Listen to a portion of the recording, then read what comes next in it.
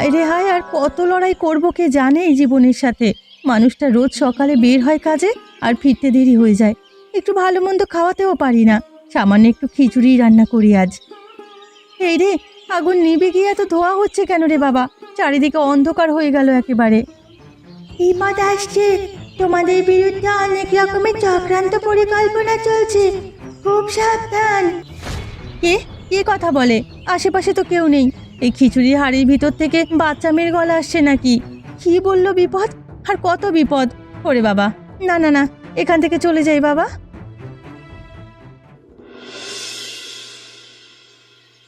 ওগো, তুমি শুনে যাও। কোথায় গেলে গো? দেখো আমাদের মেয়ে আবার কেমন করছে। কোথায় আছো তুমি? দেখে যাও, আমার খুব ভয় করছে গো।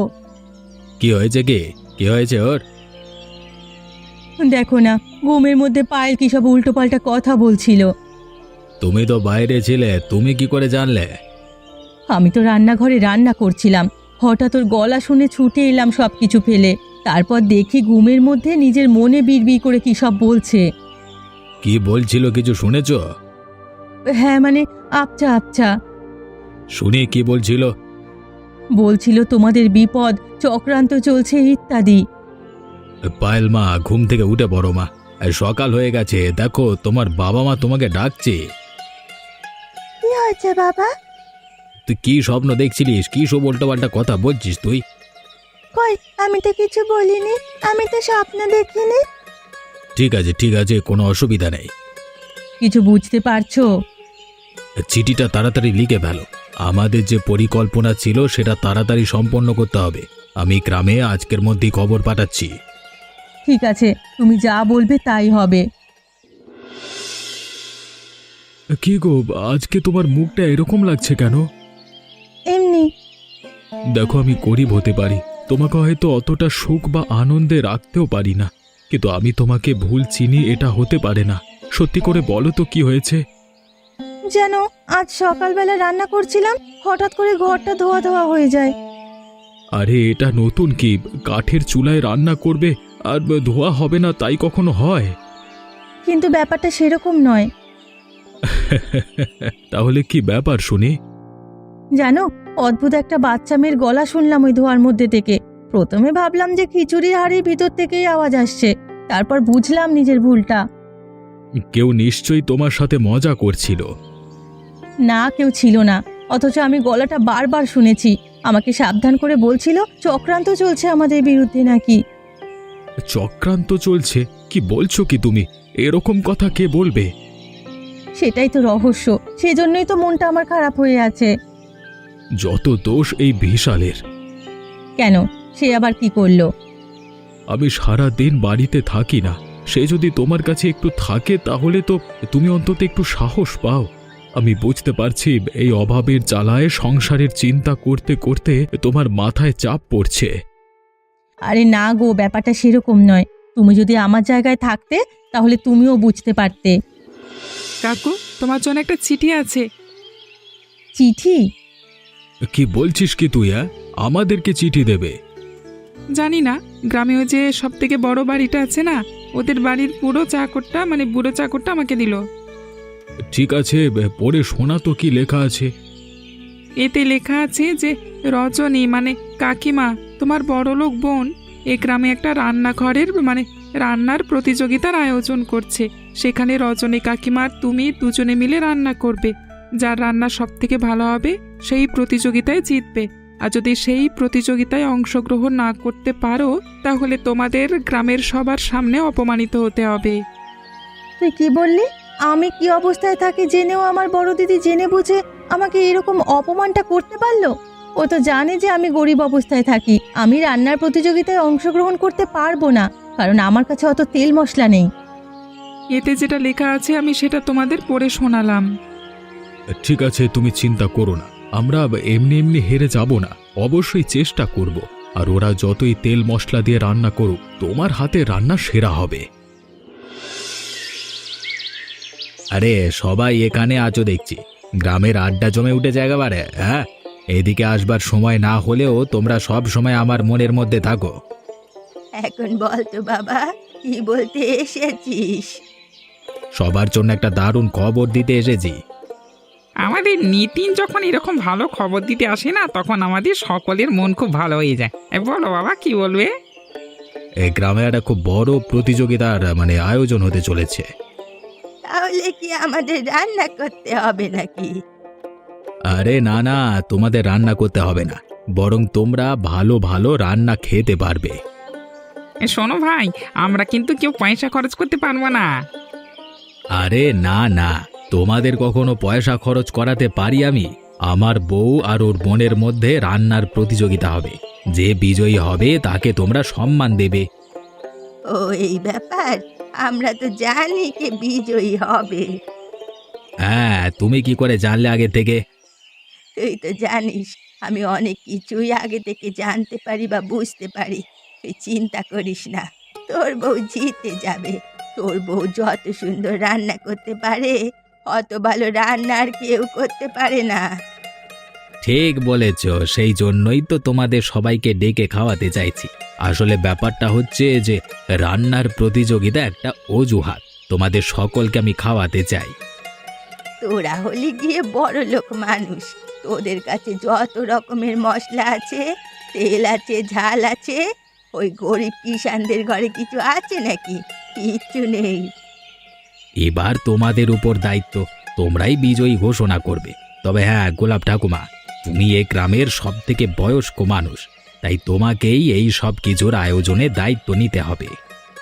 ঠিক আছে বাবা, নেব নেব, তোকে চিন্তা করতে হবে না। তাহলে তোমাদের সবার নেমন্তন্ন রইল। পরশুদিন সন্ধেবেলায় গ্রামের মাঠে প্রতিযোগিতা হবে, তোমরা সবাই আসবে। আমি এখন যাচ্ছি।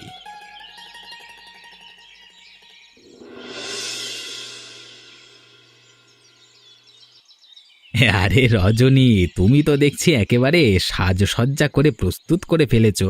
এত মশলা, এত কাঠ, এত তেল, এইসব দেখলে তো সবাই অবাক হয়ে যাবে। ওই গরিব ঘরের ছোট লোক তোমার বোনেরা কি পারবে তোমার সামনে সোনার হাঁড়ি, দামি কাঠ এসব আয়োজন কেউ করেনি, বুঝলে? তুমি তো জানো আমার কাছে প্রতিযোগিতা মানে শুধু রান্না নয়, ওরা যে আমার পায়ের নখেরও যোগ্য নয় সেটা সকলের সামনে প্রমাণ করে দেওয়া। দেখবে ওরা সামান্য আলু ভাতে ভাত রান্না করতে পারবে না, আর আমি রান্না করব সোনালি পোলাও আর মাংসের বাদাম কোরমা। আরে তোমার বোন এমন করে গ্রামে ব্যবহার করে যেন আমরা বড়লোক আর চিটিংবাজ, ওরা গরিব বলেই যেন সৎ। এবারে সবার সামনে ওদের মাথাটা নিচু করে দিতে পারলে তবেই শান্তি। আমার রান্নার নামগুলো শুনেছে তো, এই নাম শুনলেই গ্রামের লোক গলে যাবে। তা একরকম সত্যি কথা। বাহ, নামই তো মনে হচ্ছে একেবারে রাজার খাবার। এই ছোট লোকের গ্রামে এসব কেউ কোনোদিন স্বপ্নেও ভাবেনি। তুমি কি ভাবছো আমি এখানেই থেমে যাব? সঙ্গে আরও রান্না করব, সর্ষে চিংড়ি আর পাটি সাপটা। আমার রান্নার সরঞ্জামের কাছে ওরা কিছুই নয়। শুধু খেয়ে দেখবে যখন সবাই, তখন বুঝবে স্বাদ কাকে বলে। কে কোথায় আছো? সবাই ঠিক করে প্রস্তুতি নাও, অনেক দামি দামি জিনিসপত্র এসেছে, সেগুলো সব খেয়াল করে রাখো। গ্রামে আমাদের ইজ্জত এবারে দ্বিগুণ হয়ে যাবে। দেখো না, সবার সামনে থেকে যখন ওদেরকে খারাপ প্রমাণ করব, তখন মাটিতে মাথা ঠুকতে ঠুকতে ওদের গ্রাম থেকে তাড়াবো। বাড়িতে কেউ আছিস? কোথায় রে সবাই? ব্রিজমোহন দাদু, এসো এসো, অনেকদিন পরে এলে যে। আমরা গরিব বলে বোধহয় আমাদের কথা আর মনে পড়ে না। মনে পড়বে না কেন মা? তবে তুই এখন নিশ্চয়ই কষ্টে আছিস, সেটা আমি আন্দাজ করে এলাম। সব সময় তো কষ্টে থাকি, কখন আর ভালো থাকি বলো তো দাদু? না, শুনলাম তোকে হারানোর জন্য গ্রামে তোর নিজের বোন রান্নার প্রতিযোগিতা করছে। যে দুঃখে কষ্টে থাকে তখন বাইরে থেকে শত্রু আর জোগাড় করতে হয় না, ঘরের ভিতর তার শত্রু তৈরি হয়। আর আমার তো বরাবরেরই শত্রু আমার বোন। আমার নাম ব্রিজমোহন।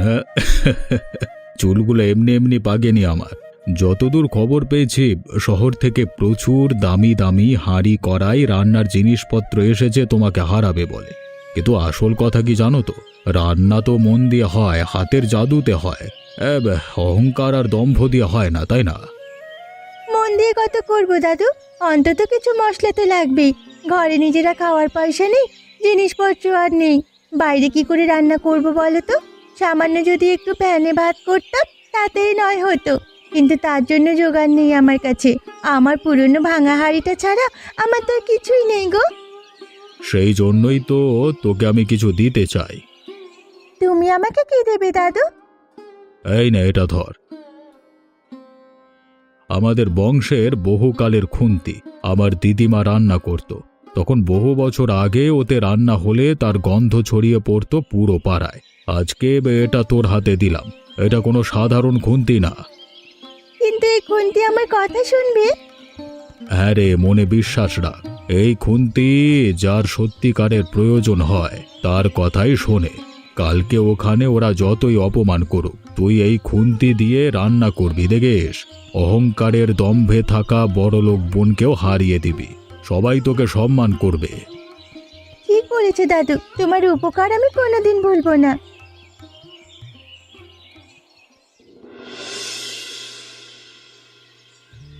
আজকের প্রতিযোগিতার মূল আকর্ষণ ধনী ও গরিব বোনের রান্নাঘর, সুনিতা বনাম রজনী। দেখি সবাই বুঝতে পারছে যে বড়লোক বোন রজনী প্রচুর সাজ সরঞ্জাম সাথে এসেছে তার ছোট বোনকে হারিয়ে রান্নার রানী খেতাব জিতে নিতে। তোমরা সবাই রজনীর সঙ্গে থেকো। ওটা কি রে, ভাঙা হাঁড়িতে রান্না করবি? ও সব খোর মোচা নিয়ে এসে কি রান্না করবি তুই, ঘন্ট? তোমরা তো বড় লোক, তাই অনেক কিছু করতে পারো, কিন্তু আমি তো গরিব, তাই ভালো করে শুধু মন দিয়ে আমি চেষ্টা করব ভালো কিছু বানাতে। দেখ দেখ চারিদিক, চারিদিক গন্ধে কেমন মাতোয়ারা। আরে কি গন্ধ! আহা, এটাই তো মনে হচ্ছে আসল রান্না। আমি রান্না করছি সোনালি পোলাও আর মাংসের বাদামি কোরমা, সর্ষে চিংড়ি আর পাটিসাপটা। থাক থাক, আর বলতে হবে না, গন্ধেই বোঝা যাচ্ছে তুমি কি রান্না করছো শুনি। তোমার দ্বারা তো হবে বলে মনে হচ্ছে না। আমি লাউ ঘন্ট আর মোচার ঘন্ট বানিয়েছি। ছি ছি ছি ছি, দেখা যাক কার খাবার কত ভালো হয়েছে। একজনের খাবার তো মনে হচ্ছে মুখেই দেওয়া যাবে না। এই তোমরা খেয়ে দেখো।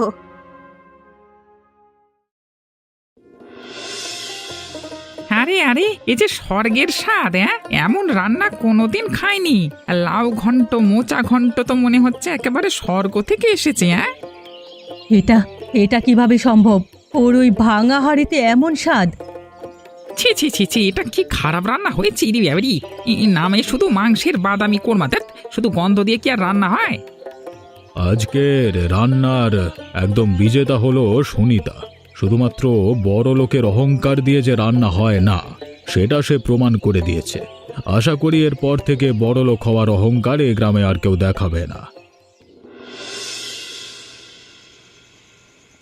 এত বড় অপমান, এত খরচা করে শেষ পর্যন্ত হারলে ওই গরিব বোনের কাছে।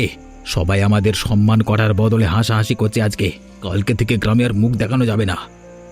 তুমি কি ভাবছো আমি ভুলে গেছি? আমি কিচ্ছু ভুলিনি। কেউ বোঝার চেষ্টা করলো না যে আমি কত কষ্ট করে এই আয়োজন করেছিলাম। আজও আমার সম্মান মাটিতে মিশিয়ে দিল, আমাদের সব আশায় জল ঢেলে দিল। আমি ছাড়বো না। প্রতিশোধ প্রতিশোধ নিতে হবে ভয়ানক। আমি ওকে এমন শিক্ষা দেব যেন সারা জীবন মনে রাখে। রান্না দিয়ে লোকের মন জিতেছে তো এবার রান্না দিয়েই হারাবে। তার মানে আবার কি নতুন কোনো নাটক করবে নাকি? তুমি শুধু দেখে যাও এবারে আমি কি করি। যে করি হোক, প্রতিশোধ নিতে হবে। যতক্ষণ না প্রতিশোধ নিতে পারছি ততক্ষণ রাতে আমার ঘুম আসবে না।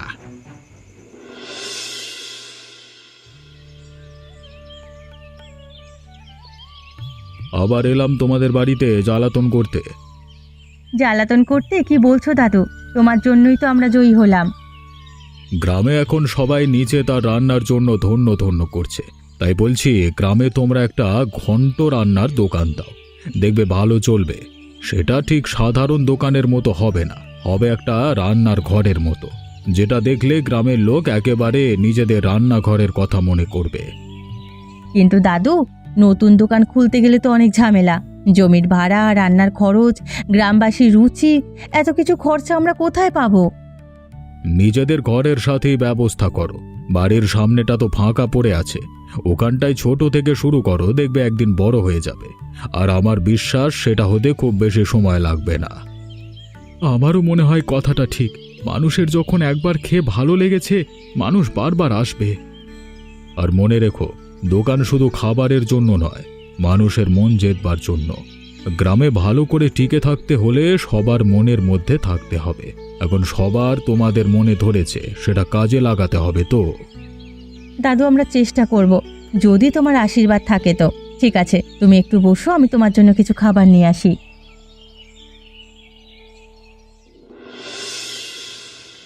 সাবধান সাবধান, কেউ আসছে যে আগুন ধরাতে চায়।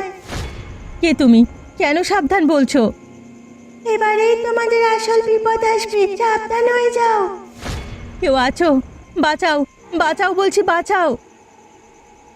কি হয়েছে তোমার? ঘুম ভেঙে এরকম করছো কেন তুমি? কি হয়েছে আমাকে বলো। আমি বুঝতে পারছি না স্বপ্ন না সত্যি। চোখের সামনে স্পষ্ট দেখলাম ঘর। আমরা যে দোকান করতে চলেছি, সেই দোকান সবকিছু আগুনে পুড়ে ছাই হয়ে যাচ্ছে। আর সেই মেয়ের গলা, সে আমাকে আগুনের ভিতর থেকে বলছে এবার বিপদ আসছে, ভয়ানক বিপদ। তোমরা ভুল পথে যেতে চাইছো, আমি বলছি তোমরা ভুল পথে যেতে চাইছো। তোমরা নিজেরা ভালো রান্না করতে পারো না, আবার অন্যের উপরে হিংসা করে তাদের ক্ষতি করার পরিকল্পনা করছো। তোমাদের ভালো হবে না।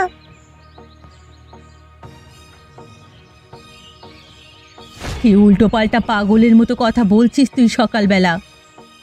দেখ, তোর পাগলামি অনেক সহ্য করেছি, কিন্তু এখন মাথা গরম আছে। তুই চুপ কর, না হলে কিন্তু তোকে আমি মেরে দেবো বলে দিচ্ছি। আমি ছোট বলে আমার কথা তোমরা বিশ্বাস করবে না, উল্টে আমাকে ভয় দেখাবে মারার। আমি কি ভুল বলেছি নাকি? আমি যা বলেছি ঠিক বলেছি, আবার বলবো। পাইল, যত বড় মুখ নয় তত বড় কথা তোর। তুই কি জানিস তোর জন্য আমরা কি করেছি? গ্রামে সবাই বলে আমরা পাগলের জন্ম দিয়েছি, অথচ সমস্ত অপবাদ সহ্য করে তোকে মেনে নিয়েছি। আজ তোকে শাসন করব, আর সঠিক সময়ে আমরা তোকে দেখাবো কাকে সম্মান আর কাকে অপমান বলে, কোনটা ঠিক আর কোনটা ভুল। তখন তোর জ্ঞান হবে।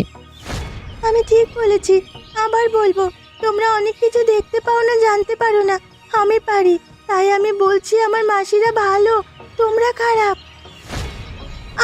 আমাকে এভাবে মেরে তুমি কি ভেবেছো আমার মুখ বন্ধ করে রাখবে?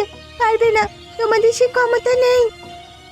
আজকেই তোকে আমি নিয়ে যাব গোলাপ বুড়ির কাছে, তোর সব পাগলামি আমি ছাড়িয়ে দেব। আর একটা কথা বললে তোর গায়ের চামড়া আমি গুটিয়ে দেব মেরে। এটাই চাইছিলাম আমরা। যারা রান্না করতে পারে না তারা শুধু অহংকার আর ক্ষমতার দম্ভে নিজেদের বড় প্রমাণ করবার চেষ্টা করে। তোমরা এভাবেই ঘন্ট রান্না করবে প্রতিদিন, আমরা প্রতিদিন এসে খাবো। দেখেছো নিকিতা, লোকজন কত আনন্দ পেয়েছে। মানুষের আনন্দটাই আমাদের কাজের আসল সাফল্য। দেখেছো তো, মানুষ যতই আমাদের ক্ষতি করবার চেষ্টা করুক, আসলে আমাদের ক্ষতি করা সম্ভব নয়, কারণ আমরা সৎ পথে চলি। এই সব কিছুই হয়েছে ব্রিজমোহন দাদুর জন্য।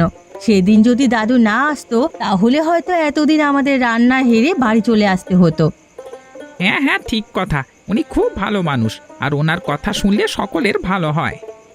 এত আনন্দের মধ্যেও কেমন যেন একটা মন খারাপ হয়ে আছে। তোমার যত উল্টোপাল্টা চিন্তা। ধুর, দেখো না, কিছু হবে না।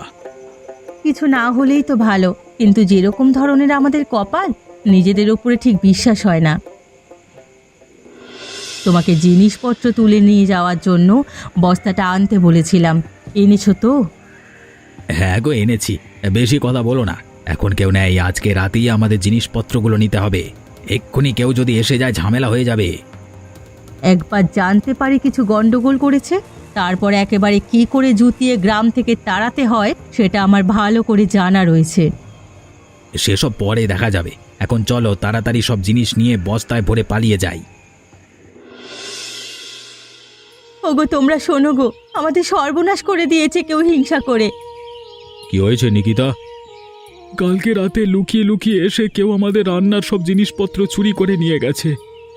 কি বললি? তার মানে? হ্যাঁ, ঠিক কথা বাবু, যেটা আপনি ভাবছেন সেটাই হয়েছে। এ কাজের একটা সমাধান আছে। আমাদের খুঁজে বার করতেই হবে কারা এমন ক্ষতি করেছে। যারা করেছে একবার ধরা পড়লে তাদের পিঠের ছাল তুলে দেবো। হ্যাঁ, একটা কাউকে ছাড়বো না। তোমরা শান্ত হও, একটা উপায় ঠিক বের হবে। তবে তোমরা ঠিকই বলেছ, যে ধরা পড়বে তাকে উপযুক্ত শাস্তি পেতে হবে। তোমাদের কিছু চিন্তা করতে হবে না, আমরা ঠিক খুঁজে বের করবো। আর যেদিন ধরতে পারবো সেদিন এই গ্রাম থেকে কিভাবে তাড়াতে হয় আমাদের জানা রয়েছে। এই চলো চলো, সবাই খুঁজতে হবে আমাদের, চলো। তোমরা শুনছো? সর্বনাশ হয়ে গেছে, তোমরা শুনছো? কি হয়েছে পায়েল? তুই এরকম ছুটতে ছুটতে এসেছিস কেন? আর তুই আমাদের বাড়ি চিনলি কি করে? তুই তো বাড়ি থেকে বেরই হোস না। আমি তো নিজেই তোকে একমাত্র দুবার দেখেছি। আমি সব জানি, আমি সব চিনি, আমাকে কোনো কিছু আলাদা করে চেনাতে হয় না।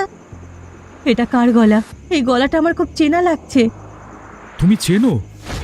আমি তোমাকে বারবার বলেছিলাম, আমি রান্নাঘরে একবার শুনেছি, একবার স্বপ্নে দেখেছি। এই গলাটাই তো। আরে তুমি কি পাগলের মতো কথা বলছো? এটা তো তোমার দিদি রজনীর মেয়ে। এখন ছুটতে ছুটতে এসেছে বলছে, মানে কিছু একটা বিপদ ঘটেছে। মাসি তো ঠিক কথাই বলছে। আমি এমন অনেক কিছু দেখতে পাই বা বুঝতে পারি যে সাধারণ মানুষ বুঝতেও পারে না। আর আমি যেটা স্বপ্ন দেখি সেটাই হয়। আমি স্বপ্নের মধ্যে যে কথাগুলো বলেছি সেগুলোই মাসি বাস্তবে শুনতে পেয়েছে। কি বলছিস কি তুই? আমার তো নিজেরই বিশ্বাস হচ্ছে না। কিন্তু এখন তুই কি বলতে এসেছিলিস? কি হয়েছে? কাল আমার বাবা মা ওই শয়তান গোলাপ বুড়ির বুদ্ধিতে তোমাদের সব রান্নার জিনিসপত্র চুরি করে নিয়ে গেছে। আর এখন এই সন্ধ্যাবেলায় ওই অদ্ভুত খুন্তি দিয়ে রান্না করতে গিয়ে হঠাৎ ঘরে আগুন ধরে গেছে। আমি পালিয়ে এসেছি তোমাদের খবর দিতে। বলছিস কি তুই? আরে দৌড়ে চল, দৌড়ে চল। এবারে গিয়ে সত্যিটা বলবে তোমরা। কি করে হয়েছে এসব আমরা সত্যি জানতে চাই। তোমরা দেখতে পাচ্ছ, এই গ্রামের মধ্যে সবথেকে বড়লোক বাড়ির স্বামী স্ত্রীর এক রাতের মধ্যে সবকিছু পুড়ে ছারখার হয়ে গেছে।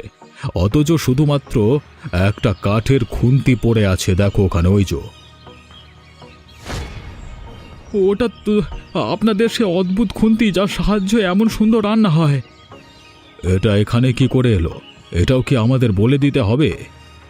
ভুল করেছি, আমাদের নিজেদের লোভে আমাদের সবকিছু শেষ হয়ে গেছে। এইসব কিছুর পেছনে দায়ী ওই শয়তান গোলাপ বুড়ি, ওর জন্য এসব হয়েছে। আমাকে ছেড়ে দাও, আমাকে ছেড়ে দাও বলছি। আমি মরে যাব এই বুড়ি বয়সে মারলে। প্রত্যেক মানুষকে একবার ক্ষমা করা উচিত, কিন্তু যে মানুষ অপরের মনে লোভ জাগায় তাকে কখনো ক্ষমা করা উচিত নয়। তোমরা ওকে তাড়িয়ে দাও, কিন্তু আমি আমার দিদি আর জামাইবাবুকে ক্ষমা করে আপন করে নেব। সত্যি বলছিস বোন? তুই আমাদের আপন করে নিবি? আমি কথা দিচ্ছি, যদি তোরা আমাকে গ্রাম থেকে তাড়িয়ে না দিয়ে একটা সুযোগ দিস, তাহলে সারা জীবনের মতো আমরা এক হয়ে থাকবো, আর কখনো ঝগড়া করব না। মা, তোমাকে প্রথম থেকে কতবার এই কথাগুলো বলেছি, কিন্তু তুমি শোনোনি। ভুল হয়ে গেছে রে মা, আমরা বুঝতে পারিনি যা ভবিষ্যতে হতে চলেছে। তুই তো আগে থেকেই বুঝতে পারিস। ঠিক আছে, এখন থেকে আমরা টাকা পয়সা, ক্ষমতা, অহংকার, ধনী গরিব সব ভুলে গিয়ে ধনী আর গরিব বোনের রান্নাঘর করব। যে রান্নাঘর তুই করেছিলিস আর আমি নষ্ট করে দিতে চেয়েছিলাম, এখন তা আমাদের দুই পরিবারের আর দুই বোনের রান্নাঘর হবে। এই দুই বোনের রান্নাঘর আমাদের গর্বের কারণ হবে। তোমরাও সবাই এদের মতো মিলেমিশে থেকো, তবেই তো জীবনের আসল শান্তি। আর হ্যাঁ, আমাদের চ্যানেলটি কিন্তু সাবস্ক্রাইব করুন। হ্যাঁ।